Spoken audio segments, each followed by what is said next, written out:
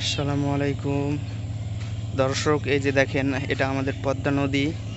তো পদ্মা নদীতে কিন্তু আজকে অনেক পানি বেড়ে দাঁড়িয়েছে, একেবারে বুলাকের কাছাকাছি চলে এসেছে। হয়তো আরও কিছুটা পানি বাড়লেই এই নদীটা ভরপুর হয়ে যাবে এবং পানি সব জায়গায় ছড়িয়ে ছিটিয়ে যাবে। এই দেখেন, এটা আমাদের পদ্মা নদীর, আর সামনে রয়েছে ইন্ডিয়া। আমরা আরও একটু সামনে এগিয়ে যাব, তারপরে আমরা দেখব যে কি অবস্থা নদীর। এই যে এর সামনে একটু এগিয়ে দেখতে পাচ্ছি যে এখানে আর মাত্র 1 বুলাক পানি বাকি রয়েছে।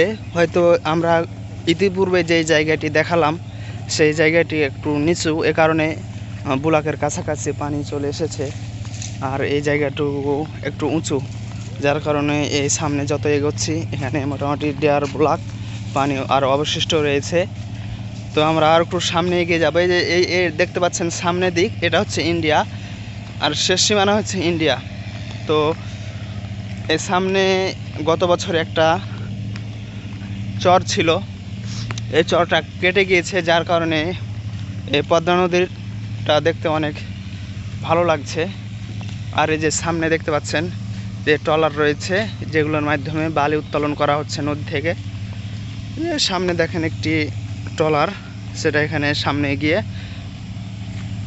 বালি উত্তোলন করা হবে। এই যে এদিকে রয়েছে ইন্ডিয়া, এইদিকে রয়েছে ইন্ডিয়া, চারিদিকে শুধু ইন্ডিয়া, আর মাঝখানে রয়েছে শুধু আমাদের বাংলাদেশ।